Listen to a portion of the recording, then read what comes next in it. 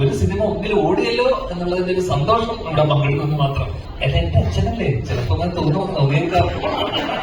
കണ്ണൂർ സ്കോഡിൽ എനിക്ക് റോൾ ഉണ്ടായിരുന്ന എനിക്ക് കണ്ണൂർ സ്കോഡ് ആ റോളാണ് പുള്ളി ചെയ്തത് അല്ലെ. തൊഴിലിനേക്കാളും ഇഷ്ടം എന്നെയാണെന്ന് പറഞ്ഞു അല്ലെ. എന്താ പറഞ്ഞില്ല അല്ലെ. ഇവർക്ക് അത്രത്തോളം പണം വരാത്തോണ്ട് അല്ലെങ്കിൽ രണ്ടാമതിലേക്ക് റെഡിയാണ്. അച്ഛനും വരുന്നില്ല. സത്യം ചോദിച്ചു എടാ നാളെ നീ ഒരു സിനിമ ചെയ്യാനോ വിളിക്കണം ഞാൻ ഒരുപാട് അതിന്റെ കഥയെല്ലാം കൊണ്ടുവരെങ്കിൽ പോലും അത്രേ ഉള്ളൂ. അതൊക്കെ ബന്ധത്തിന്റെ വർക്കല്ലേ അല്ലേ. ഇവൻ എന്നോട് ചാൻസ് ചോദിച്ചു നീ അഭിനയിക്കാൻ വന്നാൽ ഞാൻ പറഞ്ഞില്ലേ ഓക്കെ നാളെ മോഹൻചേട്ടൻ കണ്ണൂർ സ്കോഡ് 2 കൊടുത്താൽ എത്ര ധൈര്യമുള്ള ഒരു കാണുള്ളൂ. ഞാനായിട്ട് സത്യം പറഞ്ഞത്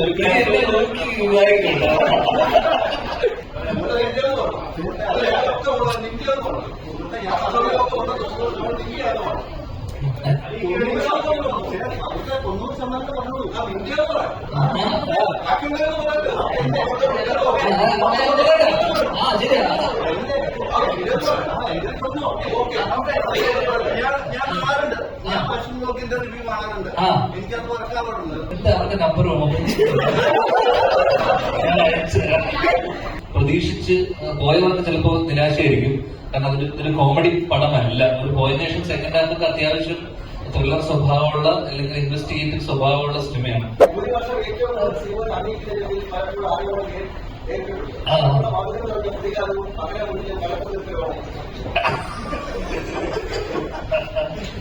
അങ്ങനെയൊന്നും ആക്കണ്ട.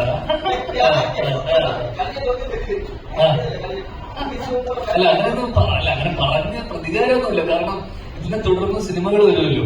അപ്പൊ പിന്നെ ഇപ്പൊ വെറുതെ നിങ്ങൾ തീരുമാനം വിട്ടിട്ട് കാര്യമില്ല. കാരണം സിനിമയാകുമ്പോ അത് ഓടും, ചിലത് ഓടാതെ പോവും. അപ്പൊ ഇത് ഒരു ഓൺഗോയിങ് പ്രോസസ് ആണല്ലോ. അപ്പൊ അതിനിടയിൽ ചില സിനിമകൾ ഓടും, ചില സിനിമകൾ നമ്മുടെ കേസിൽ മിക്ക സിനിമകളും ഓടാതെ പോകുന്നു, ചില സിനിമകൾ ഇടക്ക് ഓടുന്നു. എന്നെ സംബന്ധിച്ചിടത്തോളം ഇത് പ്രതികാരമൊന്നുമില്ല. ഒരു സിനിമ ഒന്നിലും ഓടിയല്ലോ എന്നുള്ളതിന്റെ ഒരു സന്തോഷം ഇവിടെ പങ്കെടുക്കുന്നു മാത്രം. കാരണം ഇനി വരാനിരിക്കുന്ന പല സിനിമകളും ഓടണമെന്നില്ല. അല്ലെങ്കിൽ ചിലത് ഓടാം, ഓടും അല്ല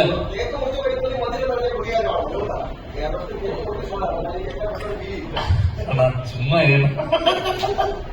അല്ല അങ്ങനെയല്ല. ഇതൊക്കെ വല്ലപ്പോഴും കിട്ടുന്ന അനുഭവങ്ങളാണല്ലോ. കേക്ക് മുറിക്കുക, success celebration, success press meet. അടുത്ത് പ്രിൻസിന്റെ സക്സസിന് വരാൻ പറ്റി, അതിനെ തുടർന്ന് വീണ്ടും ഒരു കുഞ്ഞു സക്സസ്. അപ്പൊ എന്തായാലും സന്തോഷം. അത്രേ ഉള്ളൂ.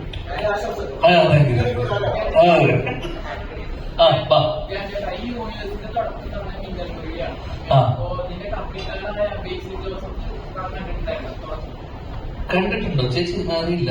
അല്ല ബേസിൽ കണ്ടിട്ടില്ല തോന്നുന്നു. ഇല്ല.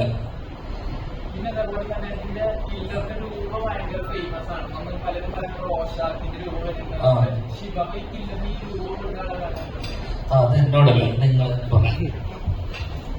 ബേസിക്കലി ഒരു ക്രീപ്പിനെസ് നമ്മുടെ കില്ലെന്ന് വേണം തോന്നി. അപ്പൊ അതിന് പണ്ട് 90s വരുന്നതുകൊണ്ട് തന്നെ ഷാർക്ക് എന്ന് പറഞ്ഞൊരു കോമൺ സംഭവം കില്ലെന്ന് കൊടുക്കാന്നേ ഉള്ളൂ. അല്ലാതെ അത് ഷിബുമായിട്ട് അല്ലെങ്കിൽ റോഷാക്കായിട്ട് ഇതിന് കണക്ഷൻ ഒന്നുമില്ല. ജസ്റ്റ് ഒരു ഗ്രാമത്തിൽ നമുക്ക് ബേസിക്കായിട്ട് കിട്ടാവുന്ന ഒരു സാധനമാണ് ഈ ഷാർക്കിന്റെ ഒരു കഷ്ണം. സോ അത് കില്ലെന്ന് കൊടുത്തന്നേ ഉള്ളൂ.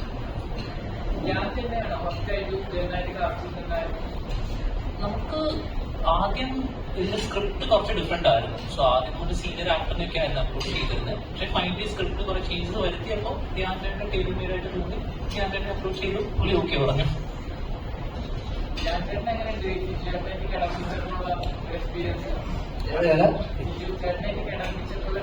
കിടപിടിക്കുന്നത് അത്തരം ഇതൊന്നും ഉണ്ടായിട്ടില്ല. കാരണം അവസാനത്തെ ഇതിൽ പറഞ്ഞു വരുമ്പോ ഇതിൽ ശരിക്കുള്ള നായകൻ സിരിച്ചേട്ടനാണ്.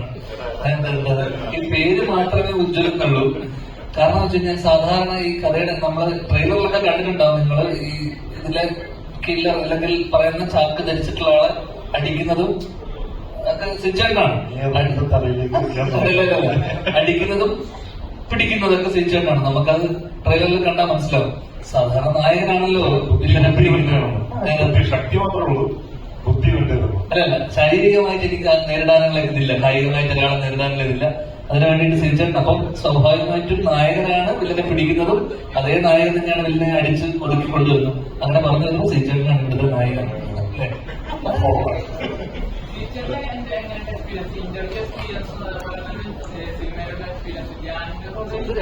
രണ്ട് എക്സ്പീരിയൻസ് ആണ്.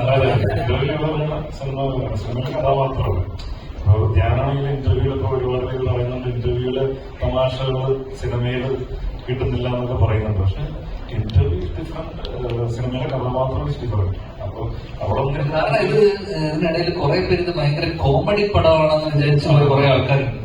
അപ്പൊ അവരോട് പറയാനുള്ളതെന്ന് വെച്ചാൽ നമ്മളിത് ഇതൊരു നാട്ടുമ്പുറത്തുള്ള സീരിയൽ കില്ലിങ്ങും, കാരണം കുറച്ച് 1-2 പേരിൽ പറയുന്നത് കേട്ടത് ഇത് ഹ്യൂമർ ഒന്നുമില്ലോ, കോമഡി ഒന്നുമില്ല. നമ്മൾ ആ യൂണിവേഴ്സ് ബിൽഡിങ്ങിന്റെ ഭാഗമായിട്ട് ആദ്യത്തെ ഒരു 10 മിനിറ്റ് ചെറിയ ചെറിയ സിറ്റുവേഷനിലായിട്ടുള്ള തമാശകൾ ഒഴിച്ചു കഴിഞ്ഞിട്ട് ഭയങ്കര സീരിയസ് ത്രില്ലർ അല്ലെങ്കിൽ സീരിയസ് ക്രൈം മിസ്റ്ററി തന്നെയാണ് പടത്തിന്റെ സ്വഭാവം.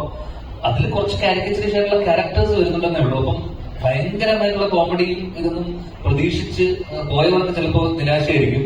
കാരണം ഒരു കോമഡി പടമല്ല. ഒരു പോയതിനു ശേഷം സെക്കൻഡ് ഹാഫൊക്കെ അത്യാവശ്യം ത്രില്ലർ സ്വഭാവമുള്ള അല്ലെങ്കിൽ ഇൻവെസ്റ്റിഗേറ്റീവ് സ്വഭാവമുള്ള സിനിമയാണ്. അതൊന്നും എടുത്ത് പറയണമെന്ന് തോന്നുന്നു. അല്ല, എന്നെ വെച്ച് ചെയ്യുന്ന ആൾക്കാർക്കാണ് ചലഞ്ചിങ്. അപ്പൊ അവരോട് ചോദിക്കണം. എനിക്ക് എല്ലാവരോടും ഒരുപോലില്ലേ. എടാ ധ്യാൻ ചേട്ടൻ ഇവിടെ എത്തുന്ന ധ്യാൻ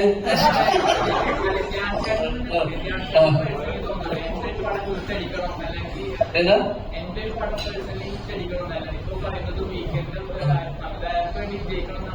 അതെ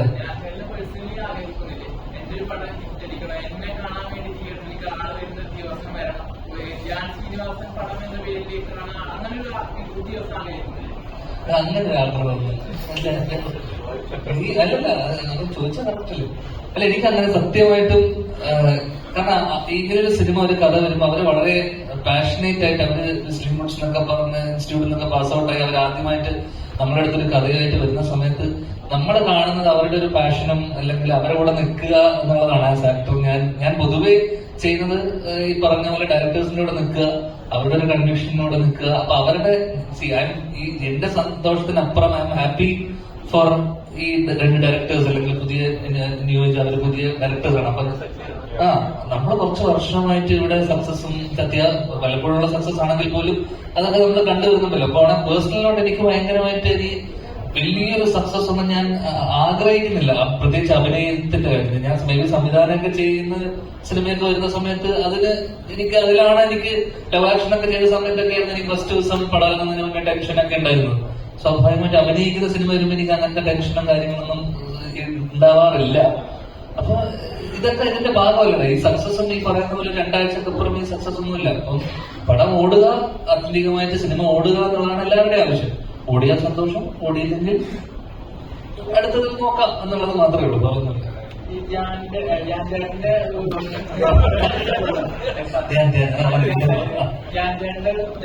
ഒരു നടനുണ്ടെന്ന് കണ്ടത് ആദ്യം ഇതായിട്ടായിരുന്നു.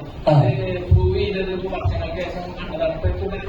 എല്ലാ പടത്തിലും ഞാന്റെ പടം ഞാൻ അഭിനയിച്ചുകൊണ്ട് പടം മോശമൊന്നുമില്ല. പക്ഷെ ഞാൻ ഇത്രയും പടങ്ങൾ ചെയ്തു. ഞാൻ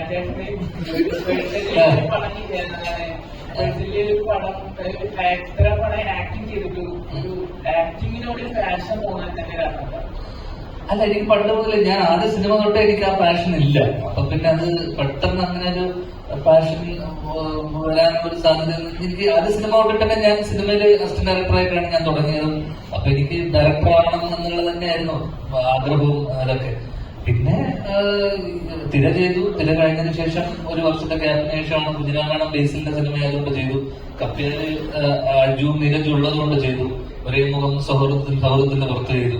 പിന്നെ ഗൂഢാലോചന അതേപോലെ അജുവും ബാസിയൊക്കെ ഉള്ളതുകൊണ്ട് ചെയ്തു. അങ്ങനെ ഈ സിനിമകളൊക്കെ ഉണ്ടായത് ഒരു ഫ്രണ്ട്ഷിപ്പിലൂടെ ഫ്രണ്ട്സിന്റെ കൂടെ പടം ചെയ്യാലോ എന്നുള്ളൊരു ആഗ്രഹത്തിന്റെ പുറത്തൊക്കെ. അപ്പോഴേക്ക് ഡയറക്ട് ചെയ്യാൻ വേണ്ടി ലവ് ആക്ഷന് പോയി. പിന്നീട് കൊറോണ കഴിഞ്ഞതിന് ശേഷമാണ് ഞാൻ സിനിമ ചെയ്തത്. അതിന്റെ കാരണമൊക്കെ ഞാൻ കഴിഞ്ഞ ദിവസം ഒരു ഇന്റർവ്യൂവിൽ പറഞ്ഞിട്ടുണ്ട്, എന്തുകൊണ്ട് ഒരുപാട് സിനിമകൾ ചെയ്തു എന്നുള്ളതൊക്കെ. അപ്പൊ എനിക്ക് പണ്ട് മുതൽ ഞാൻ എല്ലാ ഇന്റർവ്യൂവിലും പറയുന്ന കാര്യമാണ്, എനിക്കിപ്പോ വരുന്നതേ നമുക്ക് ചെയ്യാൻ പറ്റും, നമുക്ക് കിട്ടുന്നതേ നമുക്ക് ചെയ്യാൻ പറ്റും. നമ്മുടെ അടുത്ത് നല്ലത് വരുമ്പോ, നല്ല കഥകൾ വരുമ്പോ അത് നമ്മൾ ചെയ്യാന്നുള്ളത് മാത്രമേ ഉള്ളൂ. അപ്പൊ നല്ലത് ഇപ്പൊ ഇതുപോലൊരു വർഷങ്ങൾക്ക് ശേഷം വന്നു, ഉജ്ജ്വലൻ വന്നു, നാളെ ഒരു നല്ലതൊരെണ്ണം ആരെങ്കിലും ഇപ്പൊ നമുക്ക് ഏറ്റവും കൂടുതൽ നല്ല റൈറ്റേഴ്സിനെയും നല്ല കഥകളുമാണ് ഇവിടെ മിസ്സിങ്.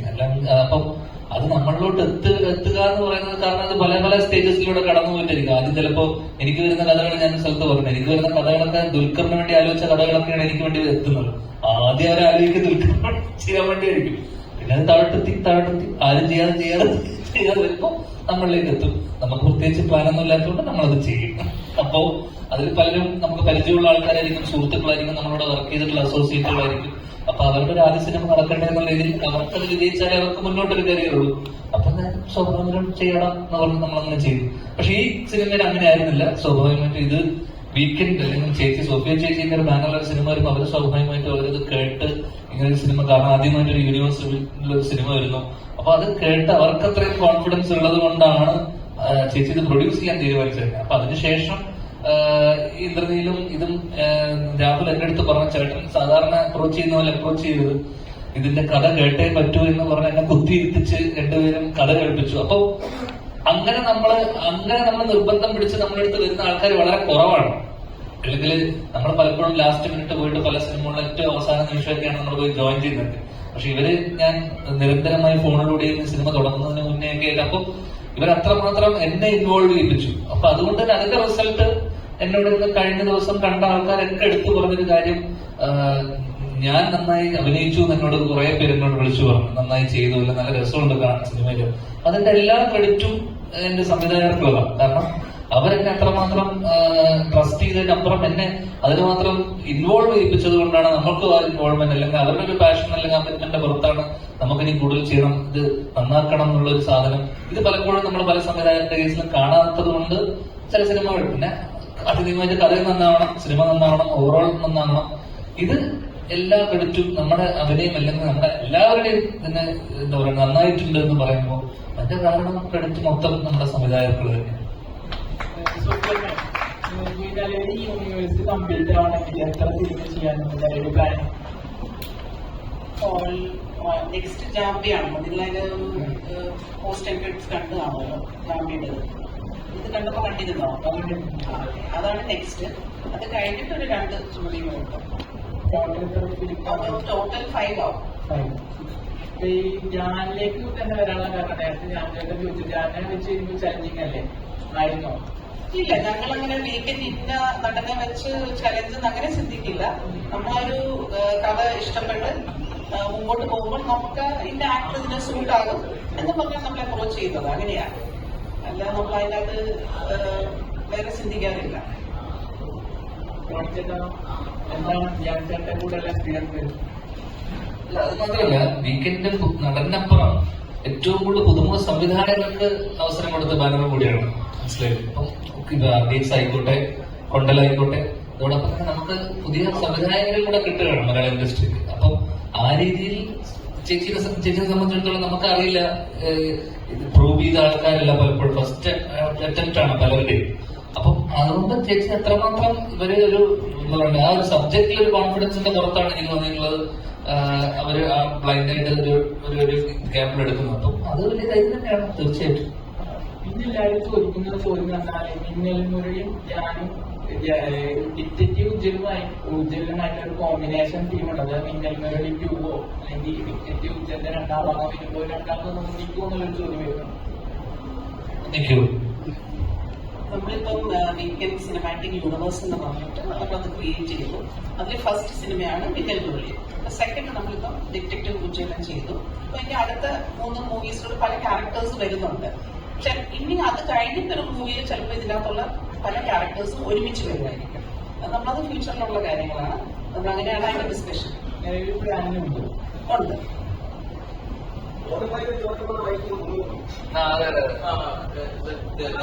എക്സ്പീരിയൻസ്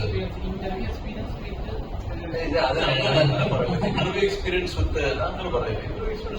പുള്ളി പേഴ്സണലായിട്ട് കുറെ നല്ല ചോദ്യങ്ങൾ ചോദിക്കും, അതിനകത്ത് തമാശ കലർന്ന അല്ലെങ്കിൽ തമാശയോടെ ഉത്തരങ്ങൾ പറയുന്നത് അതല്ല. പുള്ളി നടന്നുള്ള രീതിയിൽ മികച്ച നടൻ തന്നെയാണ്. പിന്നെ ഈ പറഞ്ഞാൽ തന്നെ എനിക്ക് തോന്നിയിട്ടുള്ളത് മലയാള സിനിമയ്ക്ക് നഷ്ടമാകുന്നത് പുള്ളി നല്ലൊരു എഴുത്തുകാരനാണ്. പക്ഷെ അതിൽ മടി പിടിച്ച് എഴുതുന്നില്ല. പുള്ളിയുടെ അടുത്ത് എനിക്ക് ഒന്ന് 2-2.5 വർഷം മുമ്പ് പറഞ്ഞല്ലോ സത്യത്തിന്റെ ഇതിലൂടെ ഞാൻ പറയുന്നില്ല. പക്ഷെ അതുപോലെ നല്ല 1-2 സബ്ജക്ട് പുള്ളിയുടെ അടുത്ത് പറഞ്ഞിട്ടുണ്ട്. അതൊക്കെ എനിക്ക് വേറെ വർഷങ്ങളിൽ പുള്ളി സംവിധാനം ചെയ്ത് മറ്റാർക്കെങ്കിലും കൊടുക്കുകയോ ചെയ്യുന്ന ഞാൻ മിനിമം പറഞ്ഞു. അപ്പൊ ആ ഒരു ക്രാഫ്റ്റൊക്കെയാണ് എനിക്ക് കൂടുതൽ പുള്ളിക്ക് തോന്നിയിട്ടുള്ളത്. പിന്നെ ഈ പറഞ്ഞിട്ട് നമ്മൾ പല ആക്ടേഴ്സിനൊപ്പം വർക്ക് ചെയ്യും, അമിതമായിട്ട് ടേക്സ് എടുക്കാതെ പെട്ടെന്ന് കാര്യങ്ങൾ ഗ്രഹിക്കാൻ, അല്ലെന്നുണ്ടെങ്കിൽ പിന്നെ പറഞ്ഞ പോലെ തന്നെ ലെജൻഡറി ഒരാളുടെ മകനാണല്ലോ. അപ്പൊ ആ ഒരു ക്വാളിറ്റി പുള്ളിക്കുണ്ട് ഞാൻ വിശ്വസിക്കുന്നു. ടെക്നീഷ്യനായിട്ട് പുള്ളി ചോദിക്കട്ടെ. അല്ലാതെ ഇത് മറ്റേ ചോദ്യം തന്നെ ഒരു സുഖമില്ലാത്ത ചോദ്യം. ഇന്റർവ്യൂവിൽ ഒരു മനുഷ്യൻ എന്താക്കിയല്ലോ അല്ലല്ലോ, മനസ്സിലായി, പണ്ട് മനസ്സിലായി. എക്സ്പീരിയൻസ് കണ്ണൂർ സ്കോഡിൽ എനിക്കൊരു റോൾ ഉണ്ടായിരുന്ന, എനിക്ക് കണ്ണൂർ സ്കോഡിൽ ആ റോളാണ് പുള്ളി ചെയ്തത് അല്ലേ? സ്കൂൾ വയസ്സുണ്ടായിരുന്ന പുള്ളി തടി കുറയ്ക്കാനും പുള്ളിക്ക് കുറച്ച് ബുദ്ധിമുട്ടാണെന്ന് പറഞ്ഞോട് പിന്നെ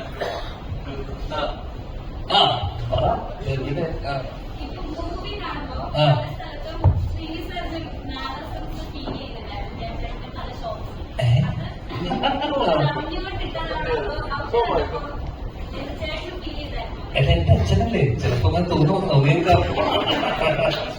എന്നെ ആദ്യം സിനിമ കണ്ട് ഇഷ്ടപ്പെട്ടു എന്ന് പറഞ്ഞ് മെസ്സേജ് അയച്ച ഒരാളാണ് കേട്ടോ അവിടെ. Thank you, thank you. തൊട്ടപ്പുറത്ത് ഐശ്വര്യം നീ, താങ്ക് യു. അതും കഴിഞ്ഞ ദിവസം പറഞ്ഞു, നരിവേട്ടന്ന് രാത്രിയാ പോയത് അല്ലേ? ഫസ്റ്റ് തൊഴിലിനേക്കാളും ഇഷ്ടം എന്നെയാണെന്ന് പറഞ്ഞു അല്ലേ? എന്താ പറഞ്ഞില്ല അല്ലേ? അതെ. എന്താ നിനക്കറിയില്ല, അച്ഛനെ പോലെ സാമ്യം തോന്നിയോ? ആ അല്ലല്ല, അത് മനഃപൂർവ്വം അങ്ങനെ എനിക്ക് ഞാൻ കഴിഞ്ഞ അതിനിടയിൽ BGMയുടെ ഒരു പരസ്യം ചെയ്തിരുന്നു. സന്ദേശത്തിന്റെ മറ്റേ നമ്മുടെ പഴയ സന്ദേശത്തിന്റെ മറ്റേ സ്പൂഫ് മറ്റേ സാധനം. അപ്പൊ അന്ന് ഞാൻ അനൂപാണ് ഡയറക്ട് ചെയ്തത്. സത്യനന്ദന്റെ മോൻ അനൂപ് സത്യനെ ഡയറക്ട് ചെയ്തത്.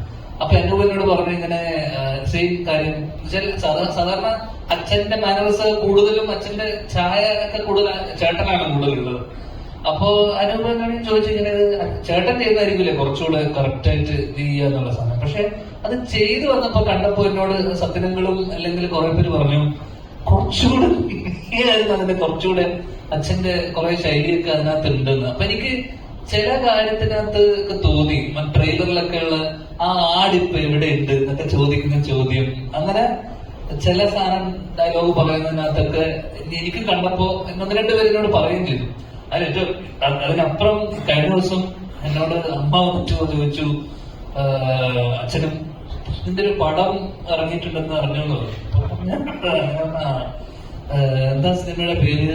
ഞാൻ പറഞ്ഞു ഡിറ്റക്റ്റീവ് ഉജ്ജ്വലൻ, സിനിമയുടെ ചോപ്പി ചേച്ചിന്റെ പടമാണെന്നൊക്കെ പറഞ്ഞു. അപ്പൊ പുള്ളി പറഞ്ഞു, ഞങ്ങള് പോയി കാണാൻ പറ്റുമോ എന്ന് ചോദിച്ചു. സാധാരണ കാരണം ഇതിനു മുന്നേ അവര് പോയിട്ടുള്ള സിനിമകൾക്കെല്ലാം തന്നെ അച്ഛനും അമ്മക്കുള്ള പേടി നിങ്ങളെയാണ് പേടി. കാരണം നിങ്ങൾ എന്തെങ്കിലും അഭിപ്രായം ചോദിച്ചു കഴിഞ്ഞാൽ സ്വന്തം മോനെ പറ്റി കുറ്റം പറയാൻ പറ്റുമല്ലോ എന്ന് പേടിച്ചിട്ട്, അല്ലെങ്കിൽ അവരുടെ സിനിമയെ പറ്റി കുറ്റം പറയില്ല, അങ്ങനെ പേടിച്ചിട്ട് എന്റെ അമ്മ അച്ഛൻ ഈടേന്റെ സിനിമ കാണാൻ പോകില്ല, പ്രത്യേകിച്ച് എന്റെ സിനിമ. അപ്പൊ ഞാൻ പറഞ്ഞു ധൈര്യമായിട്ട് പോയിക്കോ, ചീത്തപ്പേരില്ല, വലിയ പ്രശ്നമില്ലാതെ പോകും. അഭിപ്രായം ചോദിച്ചാൽ നല്ലതാണെന്ന് പറഞ്ഞാൽ മതി എന്ന് ഞാൻ പറഞ്ഞില്ല. നല്ലതാണോ ഞാൻ വെച്ചു, നല്ലതാണ് എന്ന് പറഞ്ഞിട്ടുണ്ട്. അവിടെ ചിലപ്പോൾ സിനിമ കാണാൻ വരും 2 പേരും. അപ്പൊ എന്തായാലും നിങ്ങളെ പഠിച്ചിട്ട് ശ്രീനിവാസന്റെ വീട്ടിൽ കുത്തിയിരിക്കുകയാണ്. അഭിപ്രായം ചോദിച്ച് വിഷമിപ്പിക്കില്ല.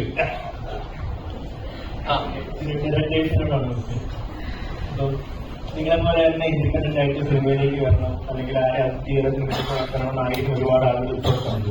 അപ്പൊ നിങ്ങളുടെ ഈ ഒരു പ്രൊഡ്യൂസറിനെ കണ്ടുപിടിക്കാൻ നേരം എന്തൊക്കെ കണ്ടുപിടിച്ച് അനുഭവിച്ചിട്ടുണ്ട്? നിങ്ങൾ സുപ്രീം അങ്ങനെ കൺവിൻസ് ചെയ്ത് എങ്ങനെയാണ്? ആക്ച്വലി ഒരു സ്ട്രഗിൾ ഇല്ലായിരുന്നു. ഞാൻ മാമിന്റെ ഒരു മെയിൽ അയച്ചു, നമ്മുടെ ഫ്രണ്ട് ചെറിയൊരു ബ്രീഫ് വെച്ച് എനിക്ക് ഒരു ജോണിനെ പറ്റി മെൻഷൻ ചെയ്തു. ഒരു 10 minutes എനിക്ക് റിപ്ലൈ കിട്ടി. ഞാൻ കഥ പറഞ്ഞു, ഞാൻ 2022 തോന്നുന്നത് സ്റ്റോറി പറയുന്നത്. അപ്പോൾ സ്റ്റോറി പറഞ്ഞാൽ മാമിന് ഇഷ്ടമായി. പക്ഷെ സെക്കൻഡ് ഹാഫിൽ കുറെ ചേഞ്ചസ് ഒക്കെ ഉണ്ടായിരുന്നു. 1 വർഷം എടുത്ത് നമുക്ക് ഇൻവെസ്റ്റ് റിഫൈൻ ചെയ്യാനും കാര്യങ്ങളല്ല. പ്രൊഡക്ഷൻ ടീം കംപ്ലീറ്റ്ലി കോപ്പറേറ്റ് വേറെ നമ്മളുണ്ട്. സോ അങ്ങനത്തെ സ്ട്രഗിൾ ഒന്നും ഇല്ലായിരുന്നു. നമുക്ക് ഭയങ്കര ഈസി ആയിട്ട് ചെയ്യാൻ പറ്റിയ സിനിമ. അപ്പോൾ പ്രീ പ്രൊഡക്ഷൻ ആണെങ്കിലും ഷൂട്ട് ടൈം ആണെങ്കിലും പോസ്റ്റ് പ്രൊഡക്ഷൻ വളരെ ഈസി ആയിട്ട് പ്രോസസ്സായിരുന്നു. സത്യമായിട്ട് സ്ട്രഗിൾ ഒന്നുമില്ലായിരുന്നു. നിങ്ങൾ 2 പേർക്കിടയിൽ അഭിപ്രായങ്ങൾ ഉണ്ടാവാറില്ല. അപ്പം അതൊക്കെ എങ്ങനെയാണ് സോർട്ട് ഔട്ട് ചെയ്യുന്നത്? അതെല്ലാം ഷൂട്ടിന് മുമ്പ് തന്നെ സോർട്ട് ഔട്ട് ചെയ്തിരുന്നു. നമ്മളെല്ലാം കംപ്ലീറ്റ്ലി ആ സെയിം പേജ് ആയിട്ടാണ് നമ്മൾ ഷൂട്ടിലേക്ക് പോകുന്നത്. അപ്പോൾ ഓൺ സെറ്റിൽ അങ്ങനത്തെ എന്താ പറയുക ഡിഫറൻസ് ഓഫ് ഒപ്പീനിയൻ ഒന്നും വരാറില്ലായിരുന്നു. അല്ല, ഞാൻ ചേട്ടൻ ഓൾറെഡി ഇന്റർവ്യൂവിൽ പറഞ്ഞിട്ടുണ്ടായിരുന്നു പല ഷൂട്ടിനെ രണ്ടാഴ്ച മുന്നേ ക്ലിപ്പ് കേട്ടിട്ട് സജഷൻസ് പറഞ്ഞു. അപ്പൊ നിങ്ങൾ ഭയങ്കര ടെൻഷനായി അല്ലെങ്കിൽ ആ 2 വീക്ക് എങ്ങനെയാണ് നിങ്ങൾ നിങ്ങൾ ക്ലിപ്പിൽ ചേഞ്ച് വരുന്നത്? ആക്ച്വലി സജഷൻ നല്ലതായിരുന്നു. അപ്പൊ അത് ഇൻകോർപ്പറേറ്റ് എങ്ങനെ ചെയ്യണം എന്ന ആലോചിച്ചിട്ട് ചെറിയൊരു ടെൻഷനായിരുന്നു. പക്ഷെ അത് ആ 2-3 ദിവസത്തിന് മുമ്പ് സ്ക്രിപ്റ്റ് ചേഞ്ച് ചെയ്തു. അങ്ങനെ അത്ര വലിയ പ്രോസസ് ഒന്നും അല്ലായിരുന്നു. സെക്കൻഡ് ഹാഫിൽ ചെറിയൊരു പ്ലോട്ട് പോയിന്റ് ആയിരുന്നു. വലിയ ടെൻഷൻ ഇല്ലായിരുന്നു.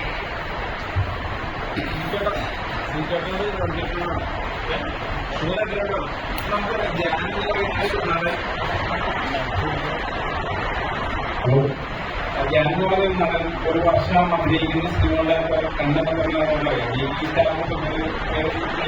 അത് ഇവർക്ക് അത്രത്തോളം പണം വരാത്തോണ്ടല്ല, ഇവർ രണ്ടാമത്തേക്ക് റെഡിയാണ്. കുറച്ചൊന്നും വരുന്നില്ല. അതാണ് സത്യം ചോദിച്ചു. 7 മാസമായിട്ട് വരുന്നില്ല. വരാത്തോണ്ടല്ലേ അത് എനിക്ക് വരുന്നു, ഞാൻ ചെയ്യുന്നു, വരുന്നു ചെയ്യുന്നു. ഇവരുടെ അത്രയും നമുക്കിതിപ്പോ സിനിമ കാണുമ്പോ നമുക്ക് ഒരു സിനിമ കഴിയുമ്പോ അടുത്ത സിനിമ ചെയ്യുമ്പോ ഒരു കഥാപാത്രത്തിലേക്ക് ഞാൻ തന്നെ കാര്യങ്ങൾ ചെയ്യുന്ന ഒരു കാര്യമാണ്. ഞാൻ സിനിമകൾ ഇൻവൈറ്റ് ചെയ്തിട്ടുണ്ടോ? കഴിഞ്ഞ വർഷം ഞാൻ 13 ചെയ്തതില്ലേ. ഞാൻ നടികരിൽ ഗസ്റ്റ് റോൾ ചെയ്തിട്ടുണ്ട്, ആനന്ദ് ശ്രീപാലിന് ഗസ്റ്റ് റോൾ ചെയ്തിട്ടുണ്ട്, ഞാൻ ബാഡ് ബോയ്സിന് 3-4 ദിവസമാണ് ഞാൻ അഭിനയിച്ചിട്ടുള്ളത്. ഇതെല്ലാം കൂട്ടിയിട്ടാണ് നിങ്ങൾ 13-14 എന്നൊക്കെ പറയണത്. അപ്പൊ അതിനകത്ത് ബാക്കിയിലൊക്കെ ഞാൻ വർഷങ്ങൾക്ക് ശേഷം മാത്രമേ വർഷങ്ങൾക്ക് ശേഷം പിന്നെ 4 സിനിമകളുടെ ഫുൾ ലെങ്ത് ഉള്ള സിനിമകൾ. ബാക്കി എല്ലാത്തിനകത്തും അവിടെ എല്ലാം ചില്ലറ എന്നൊക്കെ പറഞ്ഞ പോലത്തെ പരിപാടിയാണ്. പക്ഷെ പറഞ്ഞു വരുമ്പോ 13-14 ഉണ്ടെന്നേ ഉള്ളൂ. അല്ലാതെ ഇതിന് 4 എല്ലാം കഥകളിലിടുന്നില്ല. ഞാൻ ചോദിക്കുന്നത് ഇപ്പൊ ഈ കഥാപാത്രങ്ങൾ ചെയ്യുമ്പോൾ ജനങ്ങൾക്ക് എഫേർട്ടിലാണ്. ആ എഫേർട്ടിനോട് എല്ലാവർക്കും സംവിധായകർക്കും അതുപോലെ ക്രൂരും അവർക്കെല്ലാവർക്കും ഹെൽപ്ഫുൾ ആണ്. ഇതൊരു നടനെ സംബന്ധിച്ച് ഒരു സിനിമകൾ ചെയ്യുമ്പോൾ ഒരു കാര്യം. അപ്പൊ ഞാൻ പറയുന്ന നടനെന്നുള്ള രീതിയിൽ ഇത്തരം സിനിമകൾ ചെയ്യുമ്പോൾ എങ്ങനെയായിരുന്നു? അല്ല, നിങ്ങൾക്ക് എന്താ ധ്യാനിൽ ഇത്തരം വളർച്ച കാണുമ്പോൾ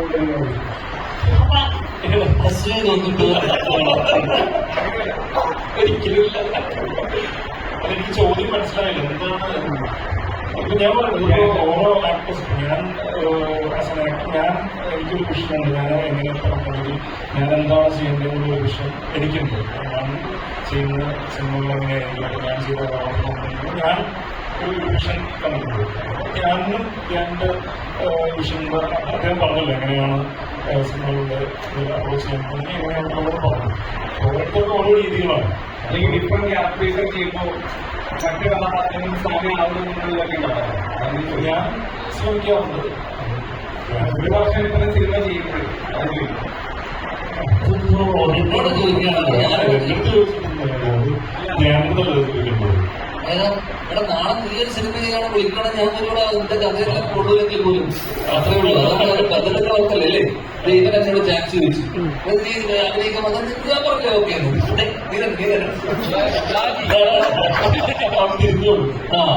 അപ്പൊ നമ്മൾ അത്രയല്ലേ ഉള്ളൂ. അതിനൊരു ബന്ധം. ഇത് നാളെ സിനിമയിൽ ഞാൻ വരും, അത്രയല്ലേ ഉള്ളൂ. നാളെ മോഹൻചേട്ടൻ കണ്ണൂർ 2 കൊടുത്താൽ ഞാൻ പോകും.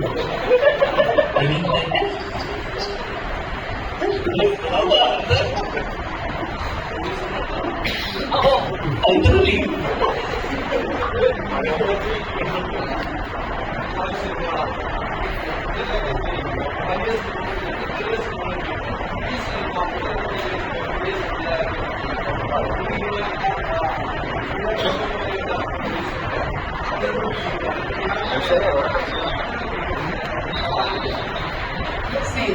പുതിയ ഡയറക്ടേഴ്സ് ആദ്യമല്ലല്ലോ. ഒരുപാട് പുതിയ ഡയറക്ടേഴ്സായിട്ട് നമ്മളിപ്പോൾ സിനിമ ചെയ്തു, ആർഡിക്സ് ആയാലും. അപ്പം അതും പുതിയ ഡയറക്ടർ അത് വലിയ ബഡ്ജറ്റ് കൂടിയായിരുന്നു. അത് നമുക്ക് വലിയ റിസ്ക് ആയിരുന്നു. അത് മെയിൻ ആക്ടേഴ്സ് അല്ലല്ലോ അതിന് അഭിനയിച്ചത്. ഇവരും അന്ന് ഇവരുടെ കഥ പറഞ്ഞ് നമുക്ക് സന്തുഷ്ടപ്പെട്ടു. അവരിൽ നമുക്ക് കോൺഫിഡൻസ് ഉണ്ടായിരുന്നു. പിന്നെ ആക്ടർ എന്ന് പറയുമ്പോൾ നമുക്ക് ആ കഥയ്ക്ക് അനുയോജ്യമായ ആക്ടർ നമ്മൾ സെലക്ട് ചെയ്തു. നമുക്ക് 1-2 ഓപ്ഷൻസ് ഉണ്ടായിരുന്നു. അപ്പൊ അതിൽ ഈ 1-2 ആക്ടേഴ്സിനോട് നമ്മൾ പറഞ്ഞു. അത് കഴിഞ്ഞിട്ട് നമ്മളിവിടെ ഞാൻ 3 പേര്, ഈ 2-3 പേരാണ് നമുക്ക് അതിലുണ്ടായിരുന്നു. ഞാനോട് ആക്ച്വലി ഞാൻ സംസാരിക്കുന്നത് ഒരു മൂവി ഡയറക്റ്റ് ചെയ്യാൻ വേണ്ടിയിട്ടാണ്. ഞങ്ങൾ അങ്ങനെ സംസാരിക്കുന്നത്. പക്ഷെ അത് അങ്ങനെ ആ ഡിസ്കഷനിലാണ് ഞാൻ ഞാനോട് പറയുന്നത് എനിക്കൊരു പ്രോജക്റ്റ് കണ്ടക്ട് ചെയ്യാനൊന്നും കേൾക്കണം. അത് കേട്ട് ഞാൻ ഇഷ്ടമായി. അങ്ങനെ ഞങ്ങളുടെ പ്രോജക്റ്റ് ഓണാണ്. പിന്നീട് എന്തെങ്കിലും ആഗ്രഹമുണ്ട് ഞാൻ കഴിയാതെ നമ്മൾ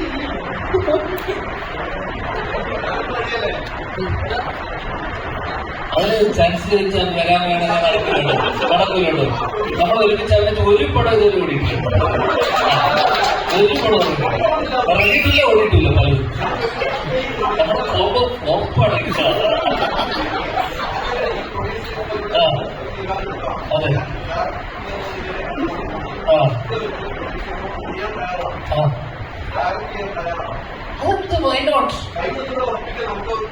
ഇതുപോലെ നിങ്ങളുടെ വീട്ടിൽ വന്നിട്ട് അച്ഛനെ എന്റെ സ്ക്രിപ്റ്റ് ചെയ്ത് തരാന്ന് പറഞ്ഞൊരു സാധനം ഓർമ്മയുണ്ടോ? സ്ക്രിപ്റ്റയുടെ നിങ്ങളല്ലേ മധ്യസ്ഥ സ്ക്രിപ്റ്റിലെല്ലാം പുള്ളി എഴുതണമെന്നല്ലേ പറഞ്ഞത്. അയാളൊക്കെ ചോദിക്കും പോയിട്ട് വീട്ടിൽ പോയിട്ട് ചോദിക്കും. ആ സ്ക്രിപ്റ്റാണ് ഞാൻ ചോദിച്ചതിന്റെ ബാങ്കിൽ ചെയ്യാൻ വന്നത്. ഓക്കെ ഓക്കെയാണോ?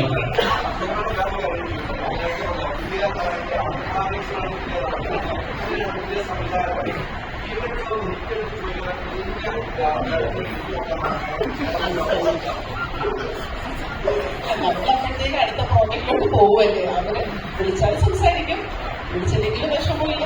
അവര് അവർക്കൊരു ഫ്യൂച്ചർ ഉണ്ടായല്ലോ, പിന്നെ അവരതുമായിട്ട് മുമ്പോട്ട് പോകുമല്ലേ. അത്രേ ഉള്ളൂ. നമുക്ക് സന്തോഷമാണ്. പിന്നെ നമ്മളുടെ ഒരു മൂവി കൂടെ നല്ലൊരു ഡയറക്ടർ ആവുമ്പോൾ നമ്മൾ പ്രൊഡ്യൂസറായിട്ട് റിസ്ക് എടുക്കുന്നത്. അപ്പൊ അതിൽ വിജയിച്ചു പോകുമ്പോൾ അവരുടെ കഴിവുണ്ട്. പിന്നെ അത് ഫ്യൂച്ചറിൽ വിളിക്കുന്നത് വിളിക്കാത്ത അവർക്ക് ഇഷ്ടമല്ല.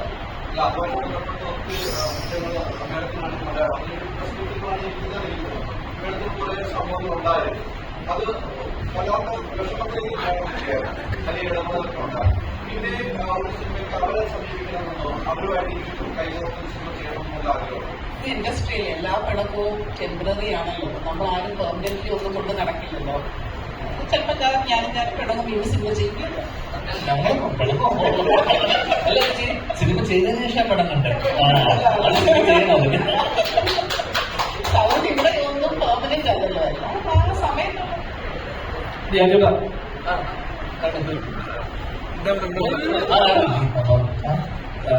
നമുക്ക് ജയിലർ വന്നപ്പോ കറക്റ്റ് ഒരു ജയിലർ കൊണ്ടാകുന്ന ഒരു ക്ലാസ് ചെയ്തു. ഇപ്പൊ തട്ടിലേക്ക് വരുമ്പോ അത് ചേട്ടൻ അറിഞ്ഞുകൊണ്ടാണോ അങ്ങനെ? അത് എത്ര ധൈര്യമുള്ള ഒരു കാണുള്ളൂ. കാര്യമായിട്ട് സത്യം പറഞ്ഞത്. അല്ല ആ ധൈര്യം എനിക്ക് ജനിച്ച തോന്നിലുണ്ട് അതുപോലെ കാര്യം. പക്ഷെ അത് നമ്മുടെ സുഹൃത്ത് ഡയറക്ടർ സിനിമയാണ് ബാലു എന്ന് പറഞ്ഞു. അവനെ പുള്ളിയാണ് നായകൻ. അപ്പൊ എന്നെ ഒരു അര ദിവസത്തേക്ക് അഞ്ചേട്ടാ ഒരു പരിപാടി ഉണ്ടെന്ന് പറഞ്ഞപ്പോ ഞാനത് വളരെ അതാ പറഞ്ഞേ, അവൻ വിളിച്ചാലും ഞാൻ പോകും, നീ വിളിച്ചാലും ഞാൻ വരും. അത്രേ ഉള്ളൂ. നമ്മുടെ ജോലിയല്ലേ. അതായത് ഞാനിതിനകത്ത് ഒരു അര ദിവസത്തെ അല്ലെങ്കിൽ ഒരു 1-2 സീനിൽ മാത്രമേ ഉള്ളൂ. എന്താണ് നമ്മളെന്താണെന്ന് സ്വീകരിക്കും, അത്രേ ഉള്ളൂ. ഏതാ അത് നിങ്ങൾ ഉപയോഗിക്കുന്നില്ലേ? അപ്പൊ പിന്നെ അവർ ഉപയോഗിച്ചിട്ടണം. നന്ദി. എന്താ പറഞ്ഞു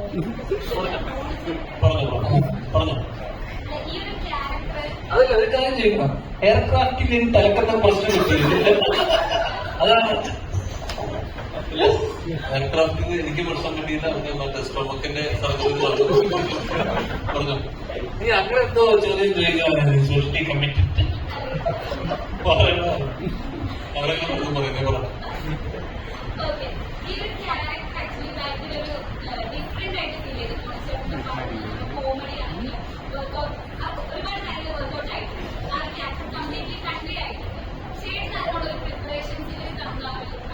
കുറച്ചേർക്ക് പറഞ്ഞല്ലോ, കുറെ മാസം എടുക്കുന്നുണ്ട്, നന്നായിട്ട് കുറേ സമയം കിട്ടി. അതാണ് ഒരു സത്യം. എന്റെ അടുത്ത് വന്നപ്പോ തന്നെ പറഞ്ഞു, ചൂസ് ചെയ്ത് പക്ഷെ എന്റെ അടുത്ത് എത്തിയില്ലേ. ഞാൻ പടങ്ങളൊക്കെ വരുമ്പോൾ ഓരോരോ ക്യാമ്പ് പലരും പറയാൻ നമുക്ക് മനസ്സിലാവില്ല. ചില സജഷൻസ് പറയും റെഡി ആയിട്ടില്ലാന്ന് പറഞ്ഞിട്ട് പോകുമ്പോൾ തന്നെ തെരുവുറത്തിന് പോയപ്പോൾ സുഖം കിട്ടി. അപ്പം പറഞ്ഞ് മര്യാദയ്ക്ക് പറഞ്ഞ പടം ചെയ്തു. അപ്പൊ ഞങ്ങൾക്ക് കുറച്ച് വാദങ്ങൾ തോന്നിട്ടുണ്ട്.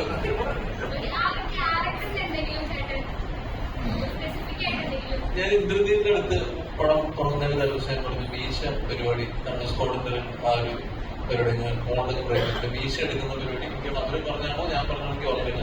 ഞാൻ പറഞ്ഞു അത് ചെയ്തിട്ടുണ്ടായിരുന്നു. പിന്നെ എനിക്ക് പരിചയപ്പെട്ട ആളുകൾ മാറ്റേഴ്സ് നമ്മളൊക്കെ ചെയ്തു വെച്ചത് എഡിറ്റിലൊക്കെ നമ്മൾ കുറെ പോയി ചീപ്പ് എടുത്തിട്ട് നമ്മള് തലയുന്നതും ഇല്ലാത്ത ഭീഷണി നമ്മൾ ചെയ്യുന്നതും.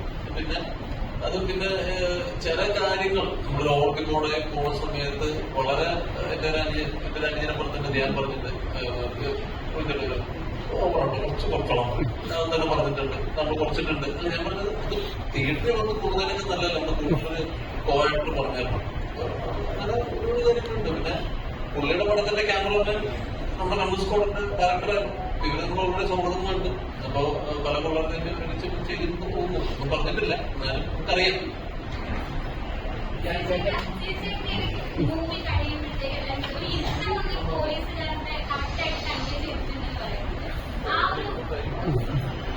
കുറെ കാലം വീട്ടിലിരുന്നുണ്ടാവും.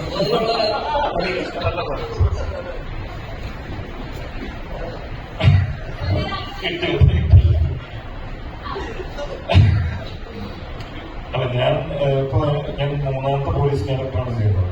എന്റെ ആദ്യത്തെ പോലീസ് ക്യാരക്ടർ വാർത്തകൾ എന്ന് പറയുന്ന സിനിമയിൽ പോലീസ് കോൺസ്റ്റബിൾ ആയിരുന്നു, CPO ആയിരുന്നു. ജഗന്റെ മൂവിയിൽ അതിറങ്ങിയിട്ടില്ല, അതിൽ SA ആയിട്ടാണ്, പ്രൊബേഷൻ പീരീഡിൽ SA ആണ്. ഇതിപ്പോ CA ആയി. അപ്പൊ ഇരുത്തം വരുമല്ലോ കോൺസ്റ്റബിളിൽ നിന്ന് SA ആയി, CA ആയി. അതിന്റെ ഇരുത്തം ഒന്നായിരിക്കും. അടുത്തത് ഇരുന്നിട്ട് IG ആയിരിക്കും.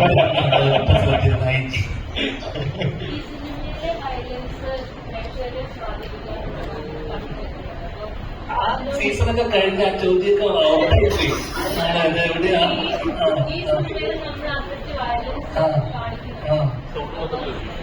ഇത് മോളെ ഇതൊക്കെ സെൻസർ ചെയ്തിട്ട് സെൻസർ ബോർഡൊക്കെ ഉണ്ട്. ഇതൊക്കെ സെൻസർ ചെയ്തിട്ട് 16% ഒക്കെ അല്ലേ ഒക്കെ കഴിഞ്ഞിട്ടാണ് ഇതൊക്കെ വരുന്നത് സിനിമയിൽ. അത് ആൾക്കാർ ഇൻഫ്ലുവൻസ് അങ്ങനെയുള്ള ഉത്തരമൊക്കെ കുറെ പേര് അതായത് ഓടി ഉത്തരങ്ങളല്ലേ അങ്ങനെ എടുത്ത് എന്താ സ്വാധീനിക്കുന്നതെന്ന് തോന്നുന്നുണ്ടോ? ചിലപ്പോ സ്വാധീനിക്കാം. എന്നെ സ്വാധീനിച്ചിട്ടുണ്ടോ? ഇല്ല. എന്നെ സ്വാധീനിച്ചിട്ടുണ്ടോ? ഇല്ല. എന്നെ ഇവിടെ പത്ര ആൾക്കാരുണ്ട്. സ്വാധീനിച്ചിട്ടുണ്ടോ? ഇത്രയും പേരെ സ്വാധീനിച്ചിട്ടില്ല. അപ്പൊ പിന്നെ നിങ്ങളൊക്കെ സ്വാധീനിക്കില്ല, നമ്മളെ സ്വാധീനിച്ചോ? ഒരു ഗ്രാമത്തെ കത്തിച്ചാണ് അമ്മൂക്കിനെ കൊണ്ട് രാത്രി പാതിരാത്രി രാത്രി എഴുതല മനുഷ്യൻ പാവം. നിന്നെ സ്വാധീനിച്ചിട്ടില്ലല്ലോ, എന്നെ സ്വാധീനിച്ചില്ല. കഴിഞ്ഞു, നമുക്ക് കിട്ടി ഇത്ര.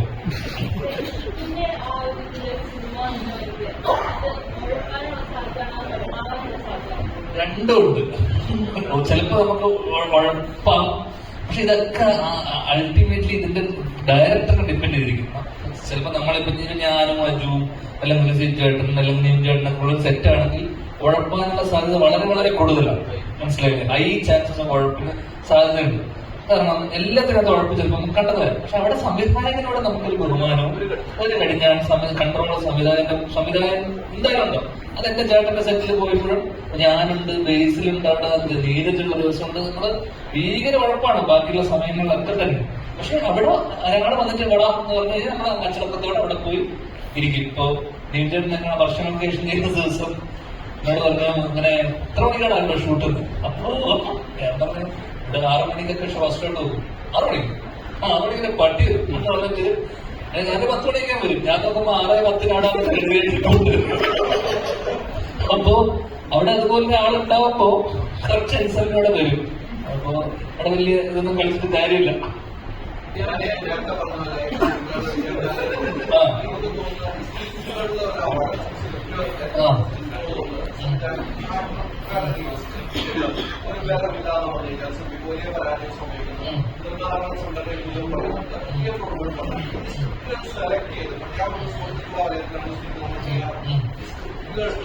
സെലക്ട് ചെയ്യുന്ന കാര്യത്തിൽ ഞാൻ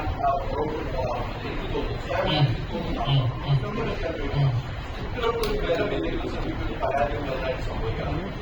തോന്നുന്നു എന്താ സംശയം? അതല്ലേ ഫൗണ്ടേഷൻ. ഇത് ഉത്തരം ഉണ്ടല്ലോ. നമ്മൾ അഭിനയിച്ച സിനിമകൾക്കൊന്നും അതില്ലായിരുന്നു എന്നുള്ളതാണ് ഏറ്റവും വലിയ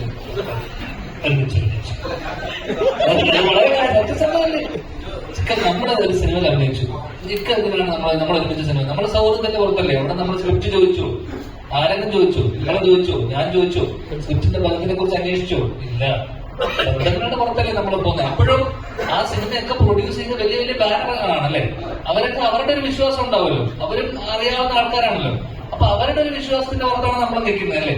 നമ്മൾ അവരെ വിശ്വസിച്ച് പോകുന്നു, ചേച്ചിന് കേട്ടു, അപ്പൊ എനിക്കൊരു 90% ഓക്കെയാണ്. കാരണം ചേച്ചി അതുപോലെ ഒരു ബാനറിന് ഇത്രയും സക്സസ് ആയിട്ടുള്ള ഒരു ബാനർ കേൾക്കുമ്പോൾ അവർക്കൊരു കോൺഫിഡൻസ് ഉണ്ടെങ്കിൽ അവര് ഇതിന് കാശ് കൊടുക്കുള്ളൂ. അതുപോലെ നമ്മൾ ചെയ്ത സിനിമകളൊക്കെ തന്നെ അവർക്കൊക്കെ ആ സ്ക്രിപ്റ്റിന്റെ പുറത്ത് വിശ്വാസം ഉള്ളതുകൊണ്ടാണല്ലോ നമ്മൾ അവരെ വിശ്വസിച്ചിട്ടില്ലേ നമ്മൾ പോകുന്നത്. ഇത് പാളിപ്പോകുന്ന എവിടെയാ? എക്സിക്യൂട്ട് ചെയ്ത് വരുമ്പോൾ പാളിപ്പോവാം അല്ലെ, പടം ഷൂട്ടിനിടയിൽ പാളിപ്പോവാം, അല്ലെങ്കിൽ വിചാരിച്ചതുപോലെ അതുപോലെ വർക്കൗട്ട് ആയില്ലെങ്കിൽ പാളിപ്പോവാം. ഏത് ഘട്ടത്തിൽ വേണം പാളിപ്പോവാം. പിന്നെ ചില സിനിമകൾ നമ്മൾ പറഞ്ഞ പോലെ എല്ലാവർക്കും യുനാനിമസ് ആയിട്ട് ഇഷ്ടപ്പെട്ടാലേ സൂപ്പർ ഹിറ്റിലോട്ടൊക്കെ ഒരു സിനിമ എത്തുന്നുള്ളൂ. യുനാനിമസ് ആയിട്ട് ഇഷ്ടപ്പെടണം. അപ്പൊ അത് വലിയ വലിയ എന്താ പറയുക, വളരെ സബ്ജക്റ്റീവ് ആയിട്ടുള്ള കാര്യമാണ് സിനിമ ഇഷ്ടപ്പെടുക എന്നുള്ളത്. ഇപ്പൊ ഇന്നിപ്പോ ഈ വർഷം ഇറങ്ങിയ എത്ര സിനിമകളാണ്. ഇപ്പൊ കഴിഞ്ഞ ദിവസം ഇറങ്ങിയ, ഞാൻ ആസിഫായിട്ട് കഴിഞ്ഞ ദിവസം നമ്മൾ ഒരുമിച്ച് മോളുടെ ബർത്ത്ഡേക്ക് ഒരുമിച്ചുണ്ടായിരുന്നു സർക്കിറ്റ്, ഭയങ്കര നല്ല സിനിമയാണെന്ന് അഭിപ്രായം വന്നു. ഓക്കെ, ഇവിടുത്തെ റിവ്യൂസ് എല്ലാവരും തന്നെ നല്ല അഭിപ്രായം പറഞ്ഞു. എന്തുകൊണ്ട് തിയേറ്ററിൽ ആളെ വന്നില്ല? എന്താണ് നല്ല സിനിമ വന്നു, നല്ല സിനിമയാണെന്ന് അഭിപ്രായം വന്നു. അപ്പൊ പുള്ളിക്ക് അതൊരു വിഷമം ഉണ്ടായിരുന്നു. അപ്പൊ പുള്ളി എന്നോട് പറയുന്നില്ല ആള് വരുന്നില്ല. അതെന്തുകൊണ്ടാണ്? നല്ല സിനിമയാണ്, ഇവിടുത്തെ റിവ്യൂസും ക്രിറ്റിക്സ് ഒക്കെ അഭിപ്രായം പറഞ്ഞിട്ടും തിയേറ്ററിലോട്ട് നല്ലതാണെങ്കിൽ പോലും തിയേറ്ററിലോട്ട് ആളുകൾ വരുന്നത് ഇപ്പൊ കുറഞ്ഞു ഭയങ്കരമായിട്ട്. അത്രയും ചൂസ് ചെയ്യുക ആൾക്കാർ. സിനിമ നന്നായതുകൊണ്ട് കാര്യമില്ല, അതിന്റെ എല്ലാ ഘടകങ്ങളും മാർക്കറ്റിംഗ് തൊട്ട് ഇത്രയും ഫാക്ടേഴ്സ് ഒക്കെ നന്നായി വന്നാൽ മാത്രമേ ഒരു സിനിമ ഇതുള്ളൂ. പിന്നെ തിയേറ്റർ എക്സ്പീരിയൻസ് വേണ്ട സിനിമ. തിയേറ്ററിൽ എന്തെങ്കിലും ഉണ്ടെങ്കിൽ, അല്ലെങ്കിൽ തിയേറ്ററിൽ പോയിട്ട് ഇത് എക്സ്പീരിയൻസ് ചെയ്യാനുള്ള വകയുണ്ടെന്ന് കണ്ടാൽ മാത്രമേ ആൾക്കാർ ഇന്ന് തിയേറ്ററിലോട്ട് വരുന്നുള്ളൂ. അപ്പൊ അതിലുള്ള എക്സെപ്ഷനാണ് പ്രിൻസ് പോലത്തെ സിനിമകൾ. കാരണം അതൊരു കുടുംബ ചിത്രമാണ്. സാധാരണ നമ്മൾ ഇന്റർവ്യൂലൊക്കെ പറഞ്ഞു, കാരണം പ്രിൻസിന്റെ വിജയം എന്ന് പറയുന്നത് സാധാരണ കുടുംബ ചിത്രം. പക്ഷെ ദിലീപേട്ടന്റെ ഒരു ആവറേജ് സിനിമ പോലും, ഒരു ആവറേജ് ആയാൽ തന്നെ ദിലീപേട്ടന്റെ പടം ഹിറ്റാണ്. കാരണം കുടുംബ ജനപ്രിയനാണ്. അപ്പൊ അദ്ദേഹത്തിന്റെ ഒരു ആവറേജ് സിനിമ വന്നാൽ തന്നെ അയാളുള്ളത് ഹിറ്റാണ്. അപ്പൊ ഈ സിനിമ ഇത്രയും ആൾക്കാർ വരാൻ സാധ്യത, അല്ലെങ്കിൽ നമ്മൾ കണ്ടൊരു സാധ്യത വെച്ചാൽ ഇതിനൊരു തിയേറ്റർ എക്സ്പീരിയൻസ് കൊടുക്കാൻ പറ്റുമെന്നുള്ള വിശ്വാസമാണ്. കാരണം ഇതൊരു ഓർഡിനറി സിനിമയല്ല, ഇത് വെൽ മെയ്ഡ്, അത്യാവശ്യം ക്വാളിറ്റിയുള്ള, ടെക്നിക്കലി സൗണ്ട് ആയിട്ടുള്ള ഈ പറഞ്ഞ ഒരു തിയേറ്റർ എക്സ്പീരിയൻസ് കൊടുക്കാൻ സാധ്യതയുള്ള സിനിമ ആയതുകൊണ്ടാണ് നമ്മൾ ഇതിനെ പുഷ് ചെയ്തത്. നമ്മൾ എടുത്തു പറയുന്ന കാര്യം അതാണ്. അപ്പൊ ആ രീതിയിൽ ഇന്നത്തെ സിനിമക്ക് ഡെഫിനറ്റ്ലി തിയേറ്റർ എക്സ്പീരിയൻസ് കൊടുക്കാൻ പറ്റിയില്ലെങ്കിൽ സിനിമ തിയേറ്ററിൽ വേണോ? എന്തൊക്കെയോ ചോദിച്ചു, എന്തൊക്കെയോ പറഞ്ഞു.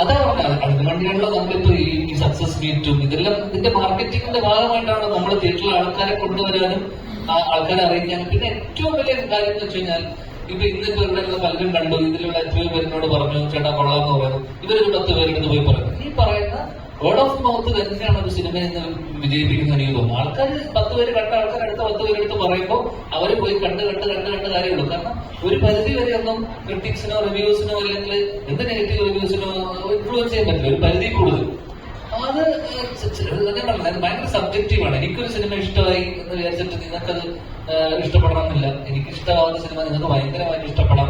നമുക്കത് ഇതിലൊരു കാര്യമില്ല. നിങ്ങൾ പോയി കണ്ട് തീരുമാനിക്കുക എന്നുള്ളത് മാത്രമാണ് ഈ കേസ്.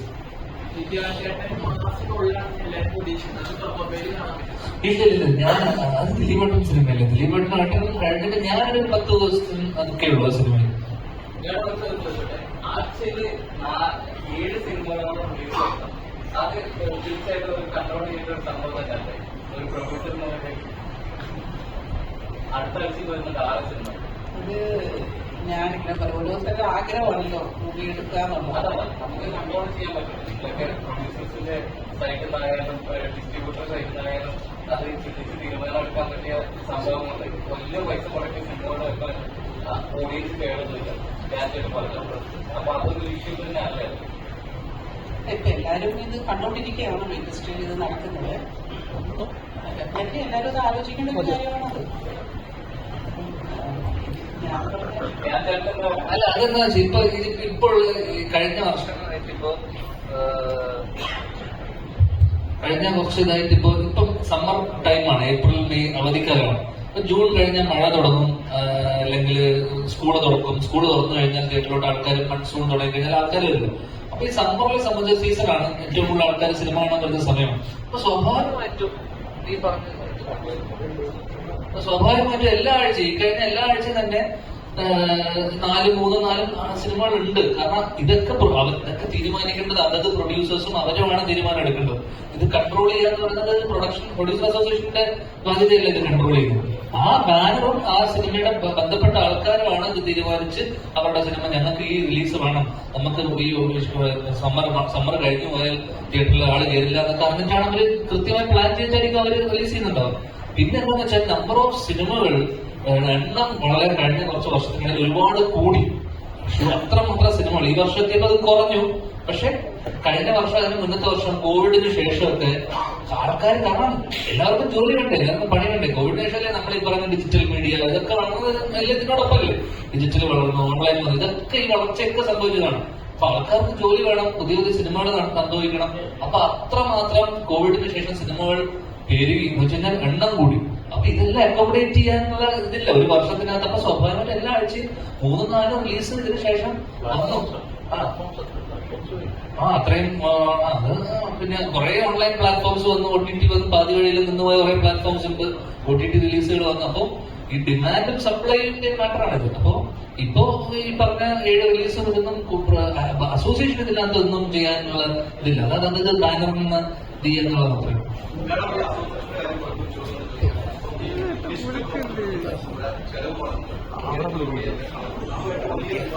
അവിടെ വെറുതെ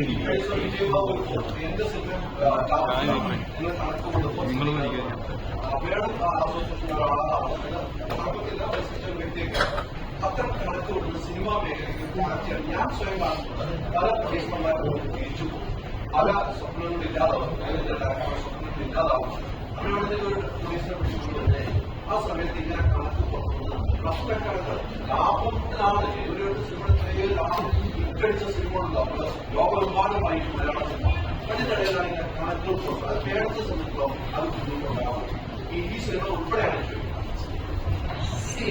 അവരൊരു തീരുമാനമെടുക്കാനുള്ള കാരണം എനിക്ക് തോന്നുന്നത് ഒരുപാട് OTT ആദ്യം നമുക്ക് കോവിഡ് കഴിഞ്ഞപ്പോൾ OTT വന്ന ഒരു വലിയൊരു മീൻസ് ഇൻഡസ്ട്രിയിൽ ഒരു ബൂം ഉണ്ടാക്കി, ഒരുപാട് മൂവീസ് എടുത്തു. പക്ഷെ ഒരു പോയിന്റിൽ അത് നിർത്തി. അപ്പം നമ്മൾ ഒരുപാട് മൂവീസ് പോകാതിരിക്കുക ഇല്ല, ഒരുപാട് പ്രൊഡ്യൂസേഴ്സിന് നഷ്ടമുണ്ട്. എനിക്ക് തോന്നുന്നു അങ്ങനെ ഒരു നഷ്ടം കൂടുതലുണ്ടാകാതിരിക്കാൻ വേണ്ടിയിട്ടായിരിക്കാം. കാരണം ഇതിപ്പം നമ്മളായാലും നേരത്തെ OTT പ്ലാറ്റ്ഫോംസ് എന്ന് പറഞ്ഞാൽ നമ്മുടെ മൂവി ഇറങ്ങുന്നതിന് മുന്നേ എടുക്കുമായിരുന്നു. ഇപ്പൊ ആരും എടുക്കുന്നില്ല. ഇപ്പൊ അവര് തിയേറ്ററിൽ റിലീസായ ബോക്സ് ഓഫീസ് നമ്പേഴ്സ് ഒക്കെ കണ്ടിട്ട് അവർ എടുക്കുള്ളൂ. അങ്ങനെ എനിക്ക് തോന്നുന്നു അങ്ങനത്തെ ഒരു പ്രൊഡ്യൂസേഴ്സിന് അങ്ങനെ ഒരു ഭയങ്കരമായിട്ട് ഇനി വരുന്നവർക്ക് നഷ്ടമൊന്നും ഉണ്ടാവരുതെന്ന് വിചാരിച്ചിട്ടായിരിക്കണം യഥാ ഫീൽ ചെയ്തത്. കാരണം ഒരു ബിസിനസിനെ അത് കംപ്ലീറ്റ്ലി അത് ബാധിക്കാൻ പാടില്ല എന്ന് വിചാരിച്ചിട്ടായിരിക്കാം. ഇൻഡസ്ട്രി ഭയങ്കര ലോസിൽ പോകില്ല. ആ മൂവി നമുക്ക് തിയേറ്ററിൽ ഓടി നമുക്ക് കിട്ടിയില്ലെങ്കിൽ പിന്നെ നമുക്ക് പ്രൊഡ്യൂസറിനുള്ള ഒരു സെക്യൂരിറ്റി എന്ന് പറയുന്നത് OTT പ്ലാറ്റ്ഫോമും സാറ്റലൈറ്റും ആയിരുന്നു. നമുക്ക് OTT വന്നപ്പോൾ സാറ്റലൈറ്റിൽ നമുക്ക് കുറഞ്ഞു. ഇപ്പൊ എല്ലാ മൂവിയും സാറ്റലൈറ്റിൽ പോകുന്നില്ല. അങ്ങനെ കുറെ ബുദ്ധിമുട്ടുകൾ പ്രൊഡ്യൂസേഴ്സ് ഫേസ് ചെയ്യുന്നുണ്ട്. അപ്പൊ അതൊക്കെ കൊണ്ടായിരിക്കണം. ഈ സിനിമയുടെ തന്നെ കണക്ക് ബിസിനസ് അടക്കം ഓവർസീസ് അടക്കം ഇതിന്റെ എല്ലാം കൂടെ കണക്ക് ആ സിനിമയിൽ പരാജയപ്പെട്ട് കാണാൻ പറ്റില്ല. അങ്ങനെ ചേർക്കണമെന്നൊരു ആഗ്രഹം.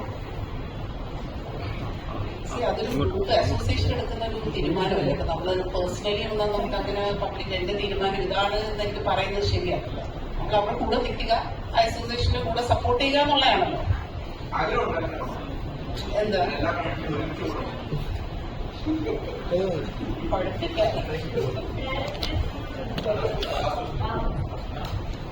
ദാസിന് ഉജ്ജ്വലിന്റെ പോകുമ്പോ ദാസിനെ കാണാതെ പോകുന്നതായിട്ട്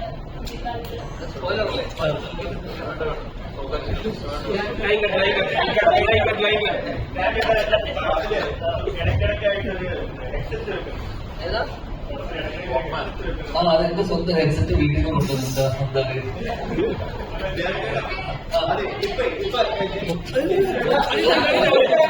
ഒരു 10 നിമിഷം കൊടുത്തു ചോദിക്കാൻ ആൾക്കാർ ചോദിക്കട്ടെ.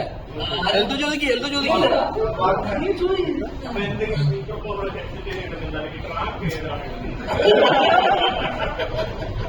അത് ഏതാണ് ട്രാക്ക്? അതെന്താ എന്താ പാട്ടാണ് മൈക്കിൾ ജാക്സൺ രജിസ്റ്റർ അല്ലല്ല സിനിമയിൽ സിബിയാണ് നീയാണോ മൈക്കിൾ ജാക്സൺ സിബിയാണത് ഫസ്റ്റിലുള്ള സോങ് അല്ലേ ഫസ്റ്റ് എൻട്രി ഓക്കെ അത് ചെയ്ത ട്രാക്കാണത് അല്ലാതെ നാടൻ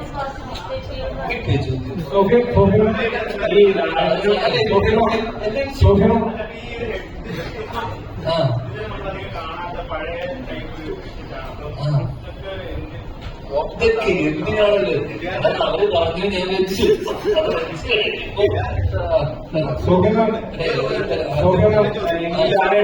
ായിട്ടുള്ളൊരു കോംബോ വരുന്നുണ്ടെന്ന് പറഞ്ഞു ഷോപ്പിംഗ് പ്രൊഡ്യൂസ് ചെയ്യുന്ന അതിന്റെ അപ്ഡേഷൻ ഒന്ന് പറയാമോ?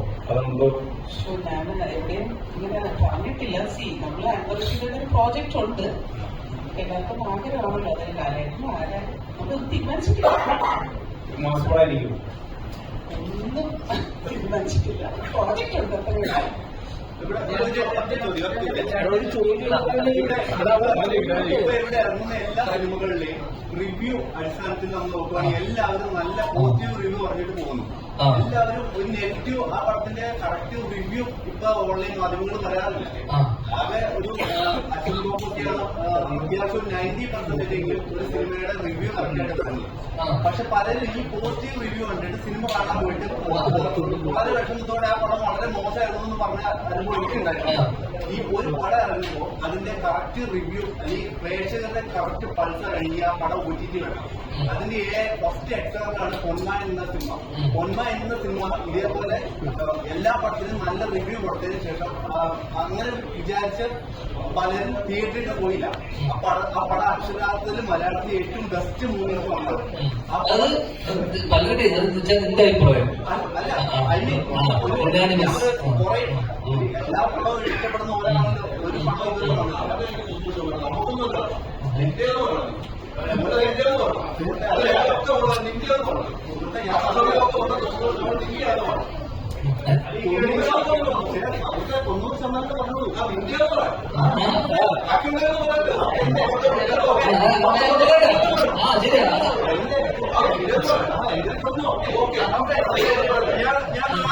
ഞാൻ ഫാഷൻ ബ്ലോഗിന്റെ റിവ്യൂ കാണാറുണ്ട്. എനിക്കത് വർക്കാറുണ്ട്. ചിലതൊക്കെ എല്ലാമല്ല. അതാ പറഞ്ഞേ ഫസ്റ്റ് ഇപ്പൊ എന്താ ചോദ്യം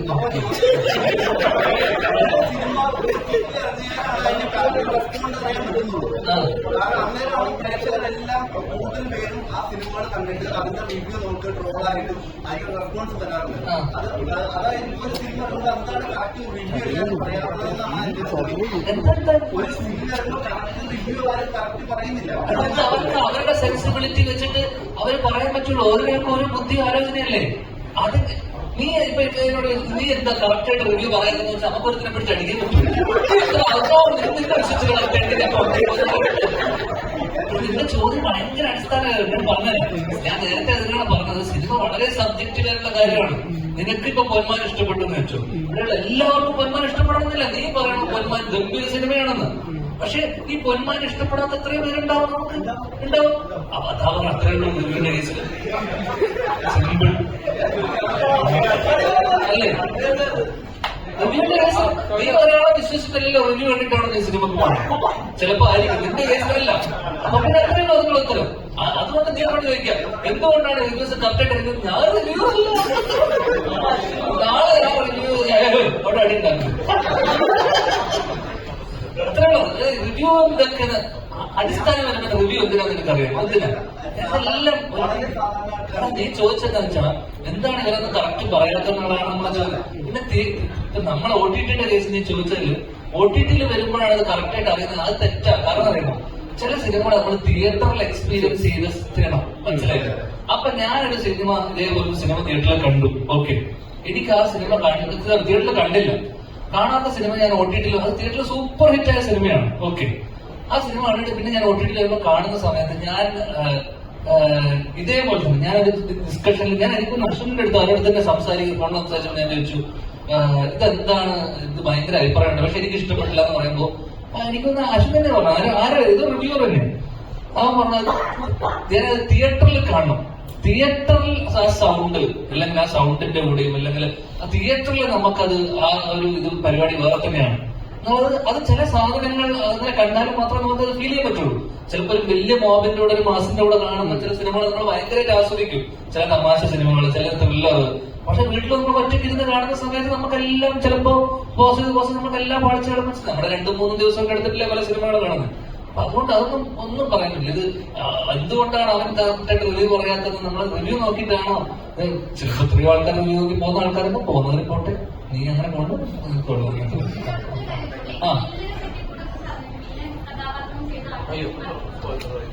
അതിനെ കുറിച്ച് പറയണോ?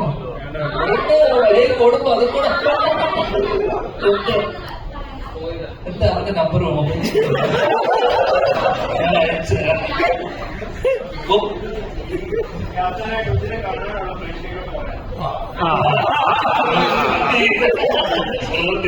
അതിനാണ് ഞാൻ ആളെ കൊണ്ടുവന്നത്.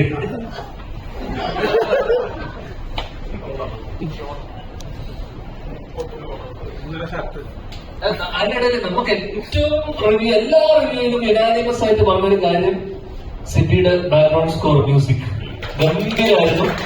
അത് ഈ സിനിമയുടെ ഒരു പരിധി വരെ ഡയറക്ടർ സിബിക്ക് മെസ്സേജ് അയക്കേണ്ടി വരും. എന്നുവെച്ചാൽ ഈ സിനിമയുടെ സെക്കൻഡ് ഹാഫ് അല്ലെങ്കിൽ സിനിമയെ പിടിച്ചു നിർത്തിയത് തന്നെ എല്ലാവരും പറഞ്ഞത്, ഞാൻ വായിച്ച കണ്ട എനിക്ക് അയച്ചെന്ന റിവ്യൂസിലൊക്കെ തന്നെ എടുത്ത് പറഞ്ഞ കാര്യം ഈ സിനിമയുടെ സ്കോറിംഗ് ഗംഭീരമായിരുന്നു.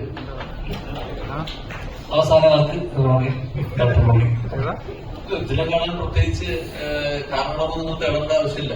നമ്മൾ ഞാൻ പറഞ്ഞ തന്നെ റിവ്യൂസ് നല്ലതാണ്, അവരുടെ അഭിപ്രായങ്ങൾ നല്ലതാണ്. പക്ഷെ അത് സ്വന്തം അഭിപ്രായമായിട്ട് എടുക്കാതിരിക്കുക എന്നുള്ള മാത്രമേ എനിക്ക് പറയാൻ പറ്റുള്ളൂ. നിങ്ങളുടെ അടുപ്പുള്ള ആരെങ്കിലും കണ്ടിട്ടുണ്ടെന്നുണ്ടെങ്കിൽ നിങ്ങളുടെ അടുപ്പമുള്ള ആരെങ്കിലും സിനിമ ഉണ്ടെങ്കിൽ അവരോട് ചോദിക്കുക, അല്ലെങ്കിൽ നിങ്ങൾ പോയി കാണുക. ഈ പറഞ്ഞ തന്നെ ഇപ്പൊ ധ്യാൻ പറഞ്ഞ തന്നെ KGF ചാപ്റ്റർ 1 ഇവിടെ ഭയങ്കരമായിട്ട് എന്താ പറയാ ക്യൂവിന്റെ അകത്ത് ഓടിയൊരു സിനിമയായിരുന്നു. ഞാൻ ശരിക്കും OTT വന്നതിന് ശേഷം ഉള്ളതാണ്. അപ്പൊ നമുക്കത് പിന്നെ OTT വന്നപ്പോഴാണ് മനസ്സിലായത് ഇത്രയും അത് ഒരിക്കലും തിയേറ്റർ എക്സ്പീരിയൻസ് മിസ്സാകാൻ പറ്റാത്തൊരു സിനിമയാണ്. അപ്പൊ ചില സിനിമകൾ നമുക്ക് തിയേറ്ററിൽ കണ്ടാൽ മാത്രമേ ഇഷ്ടപ്പെടുകയുള്ളൂ. ഇതങ്ങനെ തിയേറ്ററിൽ കാണേണ്ടതായ വിഷ്വലിയും അതുപോലെ ടെക്നിക്കലും ഒക്കെ സൗണ്ടായുള്ള നല്ല പെർഫോമൻസുകളുള്ള നല്ലൊരു സിനിമയാണ്. തിയേറ്ററിൽ പോയി കാണാൻ ശ്രമിക്കുക. Thank you.